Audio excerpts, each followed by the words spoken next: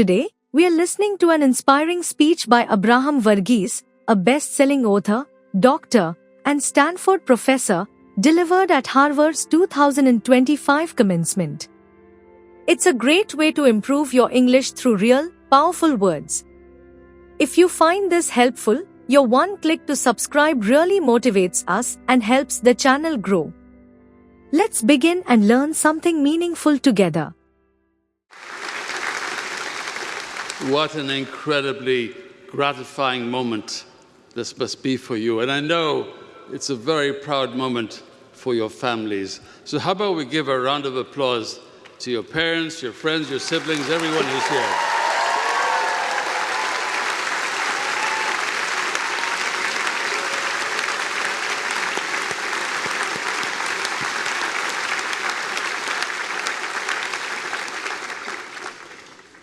I don't have to tell you that this is also an unprecedented moment for Harvard University. In this institution's almost 4-century existence, there has probably never been more attention focused on you than in these last few months, weeks, days. Honestly, in coming to your campus, I feel very much like a medieval messenger who had to sneak through the encircling forces and slip into your besieged community. So first, I bring you my felicitations to the graduates. No recent events can diminish what each of you has accomplished here. Graduates, I also want you to know you have the admiration and the good wishes of so many beyond Harvard. More people than you realize. More people than you realize are grateful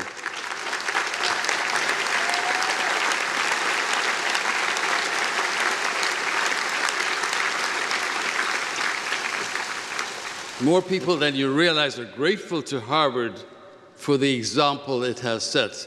By your willingness to look inward, to make painful and necessary changes, but then ultimately, by your clarity in affirming and courageously defending the essential values of this university, and indeed of this nation.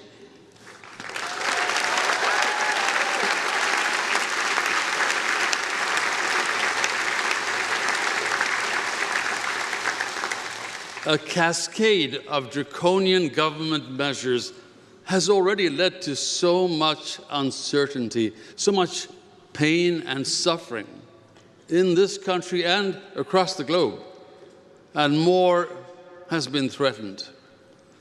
The outrage you must feel, the outrage so many feel, also must surely lead us to a new appreciation. Appreciation for the rule of law and due process, which till now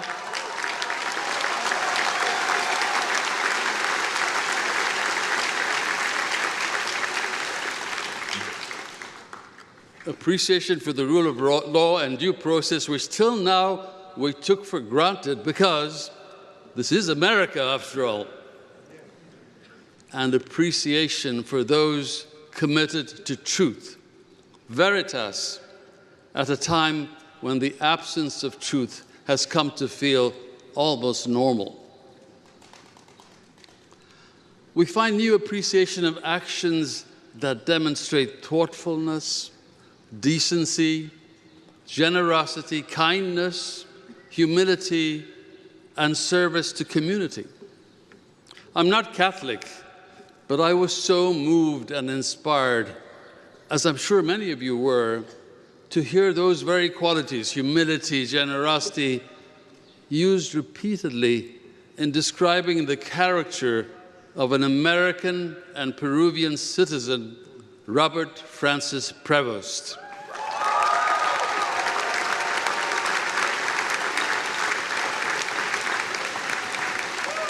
The portrayal of this American, now Pope Leo XIV, the spiritual leader of 1.4 billion people, felt like a light after a dark stretch of time.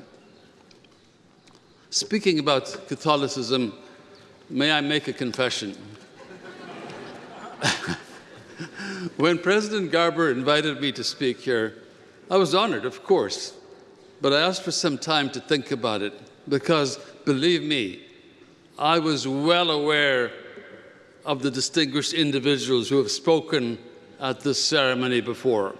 I felt you deserved to hear from a star or a Nobel Prize winner, or perhaps, God knows, from the Pope himself.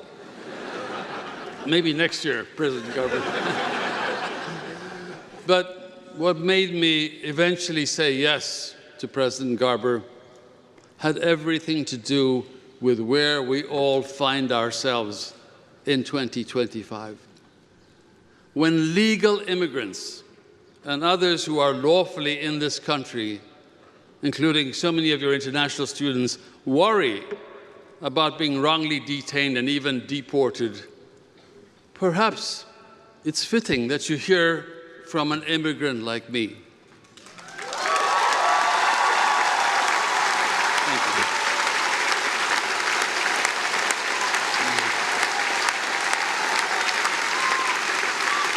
Perhaps it's fitting that you hear from someone who was born in Ethiopia when it was ruled by an emperor, someone who then lived under the harsh military leader who overthrew the emperor, someone who had at least one of his medical school classmates tortured and disappear, and who saw many other of his medical school classmates become guerrilla fighters fighting against the military dictator.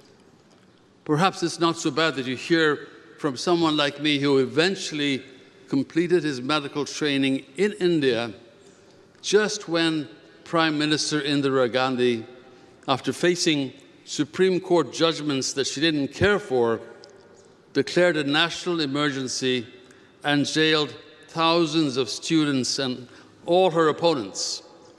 When, in time, she called for an election, citizens in the world's largest democracy expressed their outrage by voting.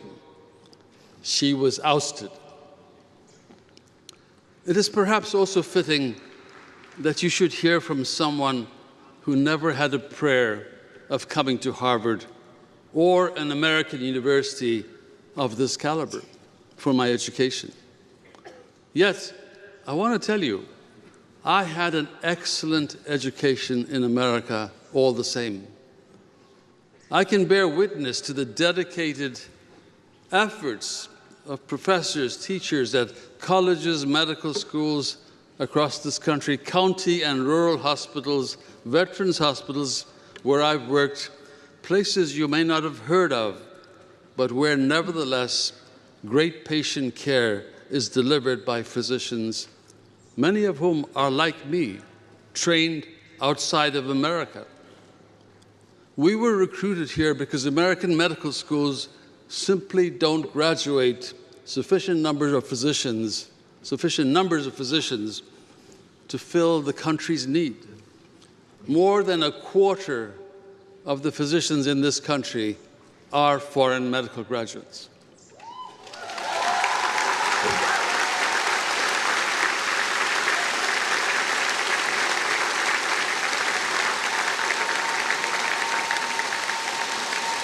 And many of those foreign physicians ultimately settle in places that others might not find as desirable.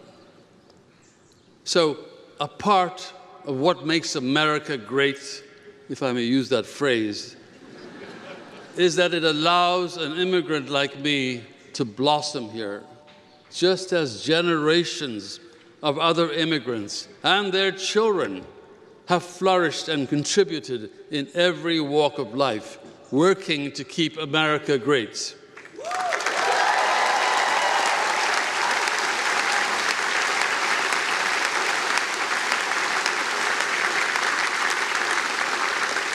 America also allowed this immigrant to find his voice as a writer. To quote the late novelist E.L. Doctorow, someone I admire and I got to know, he wrote, "It is the immigrant hordes who keep this country alive, the waves of them arriving year after year. Who believes in America more than the people who run down the gangplank and kiss the ground?"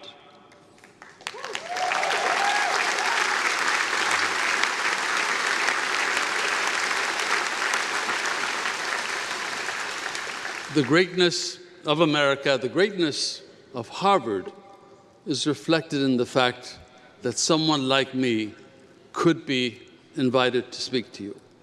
So thank you, Harvard. Thank you, President Garber. I am honored to be addressing you.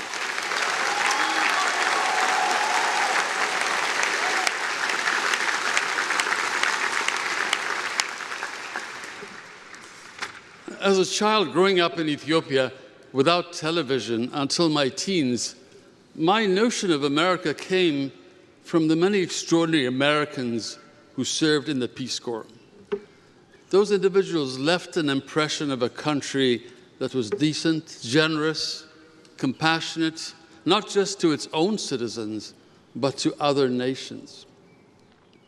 A more nuanced picture of America came from reading Ralph Ellison, Willa Cather, John Steinbeck, Hemingway, Mark Twain, and so many others in books that I checked out from the United States Information Services Library or the John F. Kennedy Library at my university in Addis Ababa.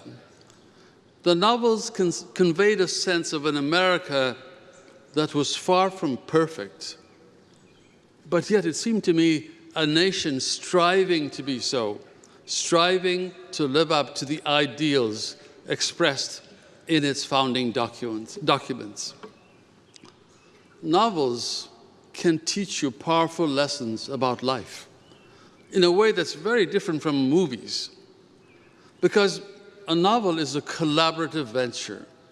The writer provides the words, the reader provides their imagination, and somewhere in middle space, this fictional dream, this mental movie is created, and it's quite unique to each reader. In fact, my calling to medicine as a young teen came because of one novel, Of Human Bondage by Somerset Maugham, though the novel might not speak that way to anybody else. To paraphrase Camus, fiction is the great lie that tells the truth about how the world lives. When a novel speaks to you, it's because it rings true. The idea that now in America, a book that might speak to a young reader, reveal his or her calling, could be banned from their library by a school board or by government decree is beyond tragic. I know we will find our way back to displaying those attributes of America I admired from afar, the America I have known and loved from over 4 decades of being here, and it depends on all of you.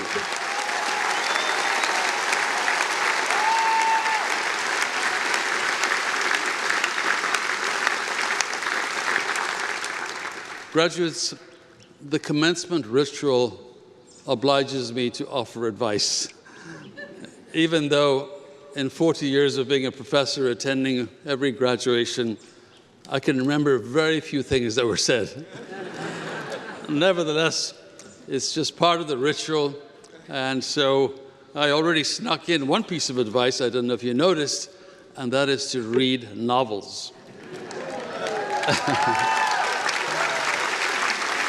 It's a trait of some of the best physicians and some of the best university leaders that I've met, including your president. I mean, your university president. An avid reader.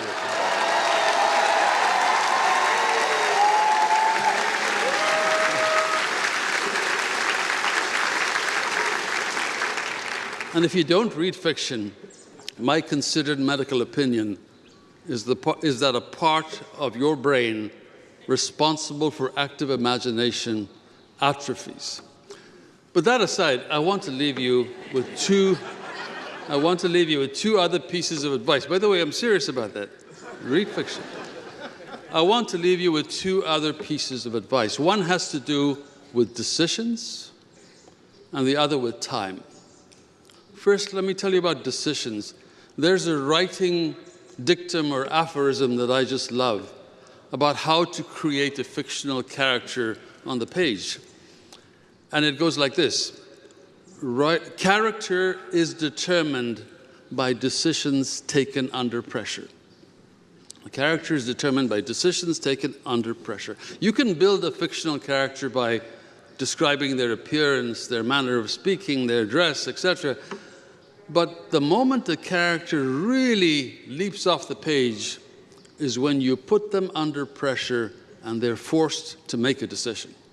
Indeed, when one of my characters makes a decision that isn't one that I picked for them at a moment of crisis, they're usually right.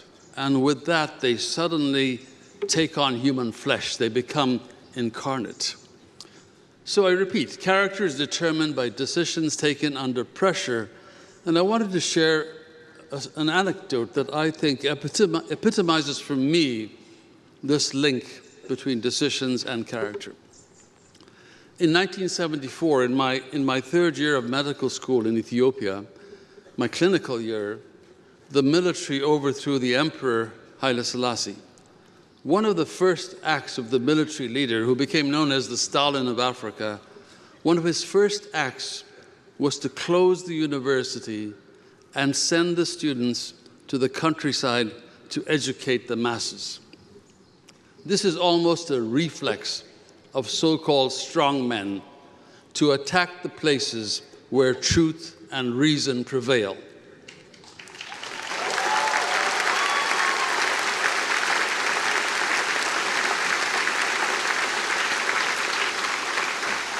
As an expatriate, I had little choice but to leave.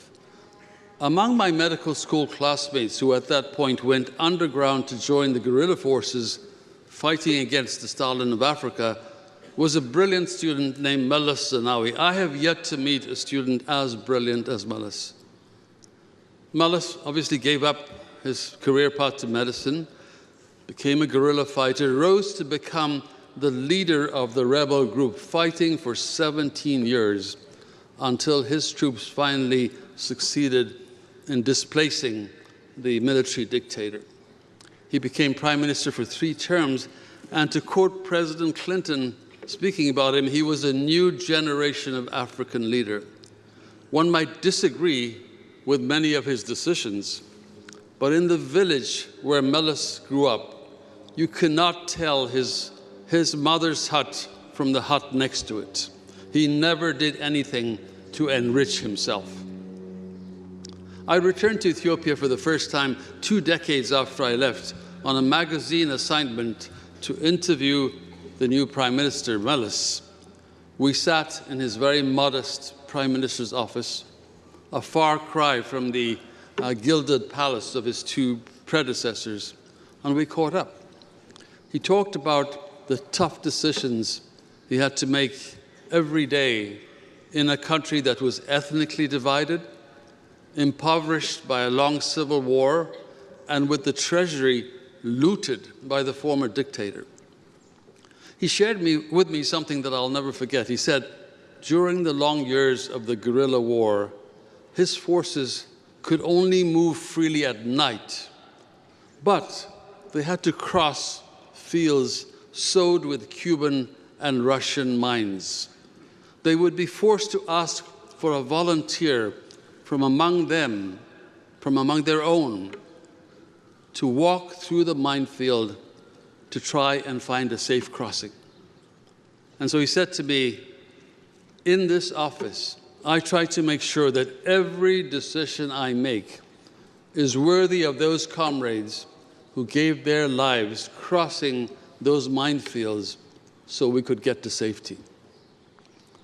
On the walls of Harvard Memorial Church are inscribed the names of students and faculty who gave their lives in various conflicts. It will take many, many more walls to honor Harvard alumni and faculty who've served this nation in every discipline, not just the military, and who have done so in brave, exemplary, and transformative ways. In the past few weeks, in the face of immense pressure, Harvard, under President Garber's steady leadership, has been very visible for taking decisions worthy of your university's heritage, decisions that reveal and will shape this university's character.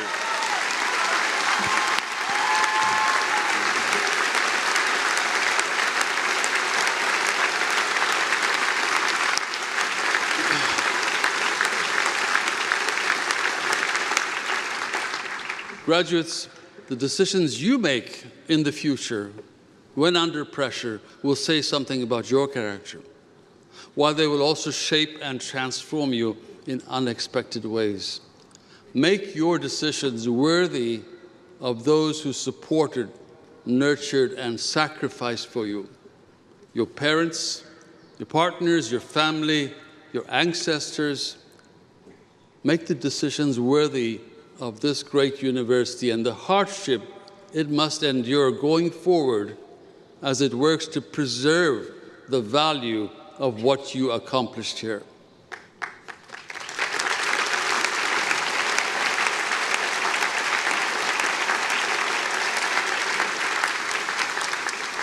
The second piece of advice I want to convey has to do with time. I trained in my specialty of infectious diseases here at the old Boston City Hospital, now the Boston Medical Center. I was here from 1983 to 85, just as AIDS, a disease of unknown cause, was appearing in large American cities, in our hospital wards, very much so in Boston City Hospital, elsewhere. And yet only at the end of 2 years of training was the cause of AIDS discovered, a virus we now call HIV. Just as I was moving to a small town in Tennessee, population 50,000, moving to a young medical school. Since AIDS was considered to be largely an urban condition, an urban disease, I was shocked in that small town to soon be seeing many more patients with HIV than anyone predicted for a population that size. The explanation for this, for these high numbers, turned out to be true of many other small towns in America. My patients were mostly gay men in their 30s and 40s, around my age at the time, and they were hometown boys who had left the town often after high school, just as so many had left in pursuit of jobs, education. But they were also leaving because they were gay and didn't want to live that lifestyle under the close scrutiny of their relatives and friends in the town. They settled in the big cities, found themselves, but tragically, years and decades into their stay, the virus found them. And they were now returning to their hometowns, to their families, typically because their partners had died and now they were getting ill. Given the prevailing sentiments against gay people in small towns in the rural South, I found myself pleasantly surprised to find my patients were so well received by their families. They were cared for lovingly to the end. You see, love trumps all bigotry. Love trumps ideology.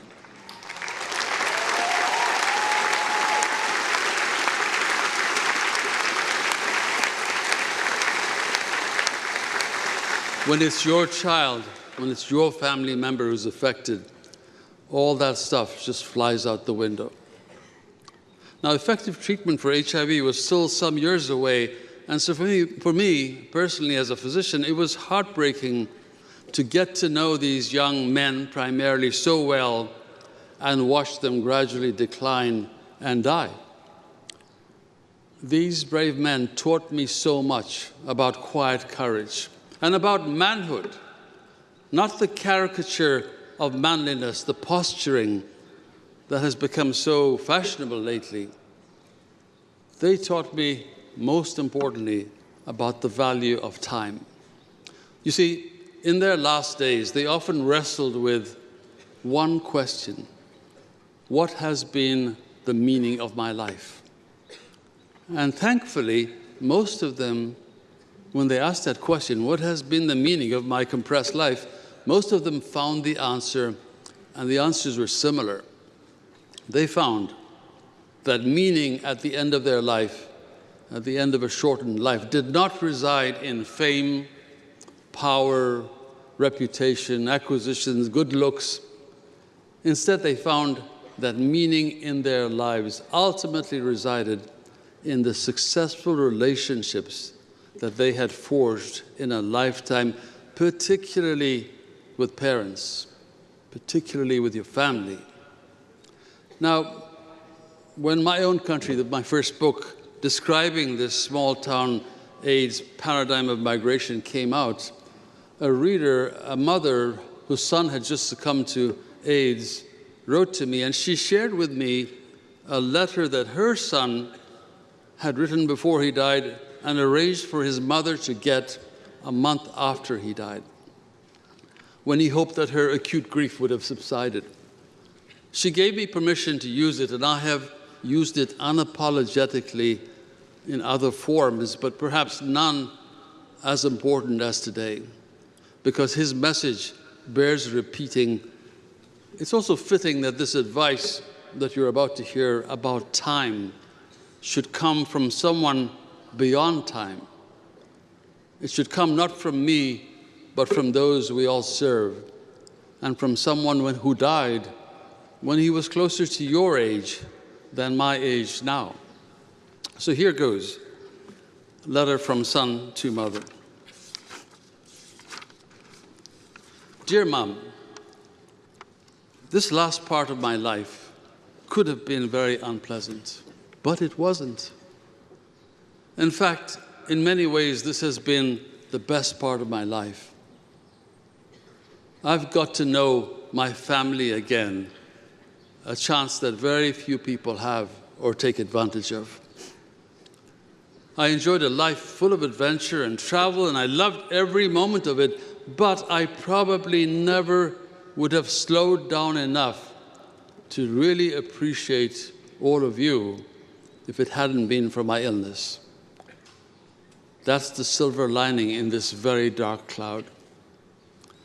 I've had so full and satisfying a life that it seems almost tacky for me to express any regrets. Nevertheless, there are some things I wish I could have done. Number one, I'd love to have been mayor of Key West. And then he goes on with a laundry list of things I'm not going to read to you. I'll skip that, and he says, but when you get right down to it, Mother, I would have to live several hundred years to fulfill all the dreams I've had. I've done pretty well with the time allotted to me, and so I have no regrets. I feel sorry for people who die at whatever age, who haven't had the chance in life to fulfill some of their dreams. That's the real tragedy. Mom, if anyone ever asks you if I went to heaven, tell them this: I just came from there. No place could conceivably be as wonderful as where I've spent these last 30 years. I'll miss it. I'll miss you, Mother. I'm so glad we made good use of this time to get to know each other again. Graduates, you received and participated in an extraordinary education here at Harvard. As alumni, be its strength, be its support. Cherish this special day, and above all, make good use of your time. I wish you the very best.